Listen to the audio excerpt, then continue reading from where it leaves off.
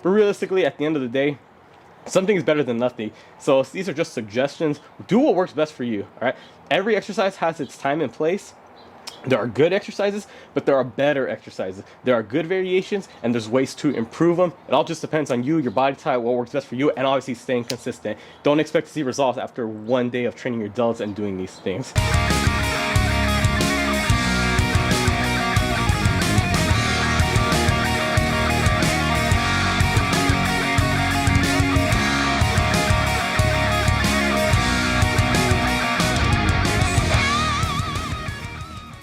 What's up everyone, David and Ali here. Got a new video for y'all today, but before we get into it, if you haven't already, make sure you subscribe to the channel and hit the bell notification. So first things first, you notice this, it's a new mic. I know it looks a little funny, but I have nowhere else to clip it onto. I don't feel like clipping it onto my necklace, so hopefully it works, because I've been getting some comments saying that the audio is a little off, or it's hard to hear me talk over the music and the background noise. Why are you looking at me? I never said nothing. Because you're an easy target, so I'm just gonna blame you.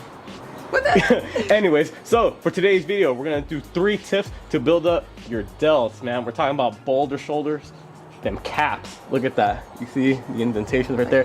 So first, let's go over the delts. I'm saying delts, not shoulders. Shoulder is the joint, delt is the muscle. We're trying to build up our delts. We're trying to build up the muscle, not the joint. So we got our front delt, the front part right here, that part right there. And that's what allows us to bring our arm straight out in front of us. We got our medial delt or side delt right here, you kind of see right there. That's what allows us to bring our shoulder up. Damn, look at that farmer's stand. That's what allows us to bring our shoulder out to the side. And then we got our rear delt somewhere back there, I can't see.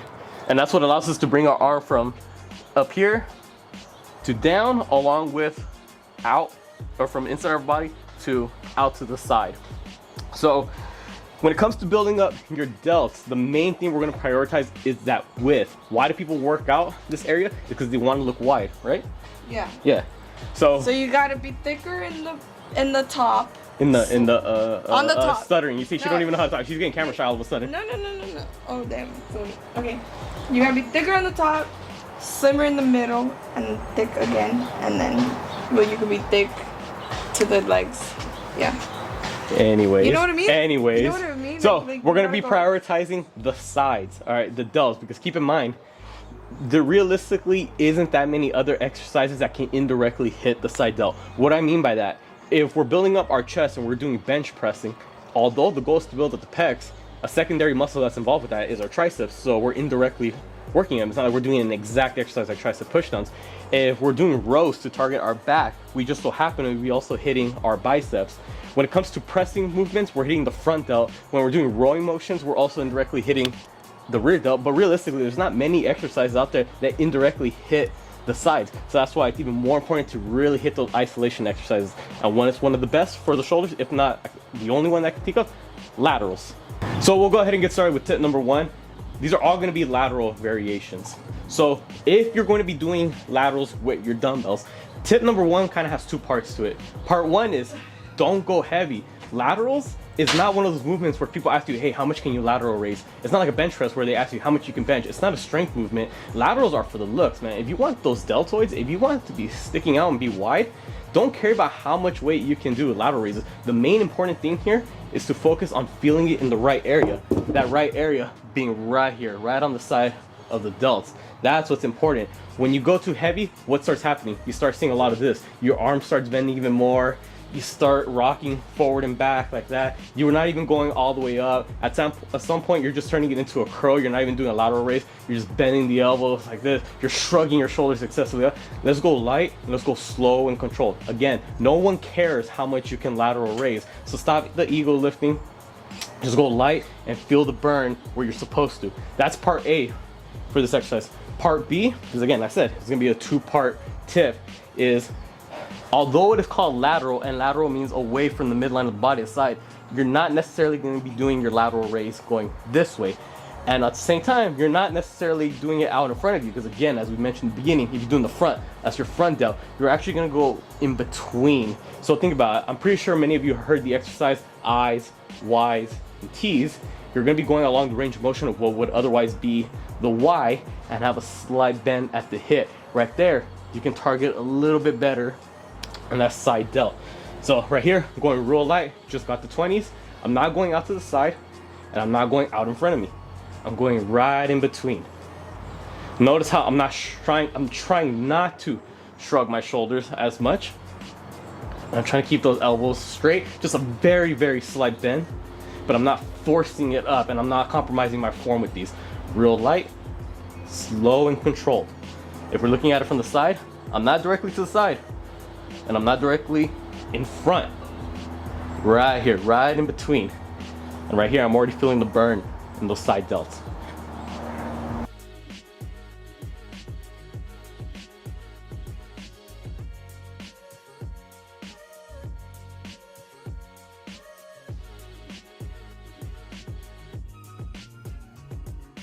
So that's it for tip number 1. Again, that's only if you're going to be doing it with dumbbells.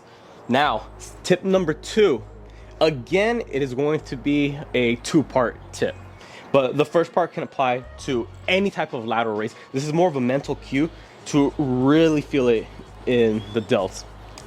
Whenever you're doing your lateral raises, imagine that when you're extending your arm out, you're not only lifting it up, but you essentially want to feel like you're pushing your arm out. You're trying to separate whatever weight's in your hand and take it out as far out in front of you. So essentially it feels like you're going like this, stretching it out, but realistically your torso is staying in one spot. So you're lifting it up, you know, think of it like you're doing this, but don't actually. Just keep the torso here, just the arm, just feel like you're stretching your arm out. I don't know what it is. Maybe it's just a me thing, but I just found mentally, maybe it's psychological, maybe it isn't. I just feel the burn so much more in that side delt. So again, that can apply for any lateral raise. Try it out. Probably psychological. I'm just weird that way, but whatever. Second tip. Now we're going to be moving on to a cable machine. If I were to only do one type of lateral raise, most likely I'll be doing it on a cable machine. But cable machines are not as available as dumbbells, so oh well. The reason why I prefer doing it on a cable machine is because, again, let's go over the anatomy of the side delt. What does it allow your arm to do? It allows you to bring it from this point on outwards. So you're pushing your arm out, and whenever you're doing any exercise, you want the resistance to be opposite of the direction you're trying to move it. So if I'm trying to move this weight out to the side, then I need that weight to be pulling me back inside. Now, what's the problem when you do it with a dumbbell? With a dumbbell, where's the resistance pointing? Is it pulling me this way? No, gravity is pulling it down. So essentially, from right here to right here, there's realistically not as much resistance on my side delt. There's still some resistance, don't get me wrong. It's not like I'm saying there's no activation here. There obviously is, because some muscle has to be activated to at least move my arm from this point to this point. But it's not nearly as much compared to if there was a weight pulling me this way. Again, from right here to right here, that's when I really start feeling it on my delt. Because again, now at this point, I'm pulling it up, but gravity's wanting to pull it down. So you see, they're going in opposite directions of each other. A regular dumbbell is not going to give you that opposite pull from the bottom portion of the movement going up halfway. But a cable machine will, because you can manipulate where the cable is coming from. So I like to set it on the low setting, and I like to put my feet close to where the pivot point is, where the pulley is. Find something to grab onto. Most of these cable machines have some extra posts for you to grab onto. I like to lean out, and then from right here, I like to pull. So as you can see, now the cable is pulling my arm in the opposite direction in which I'm trying to actually lift it up to. And this way I feel the burn so much more. And keep in mind, that first tip that I mentioned, or at least part A of the second tip, not only am I lifting my arm up, I'm imagining like I'm trying to, pull it out further away from me, but without actually moving my torso out the way. So again, right here, I'm feeling the real good burn on my side delt. And once you get one side, go ahead, get the other side as well.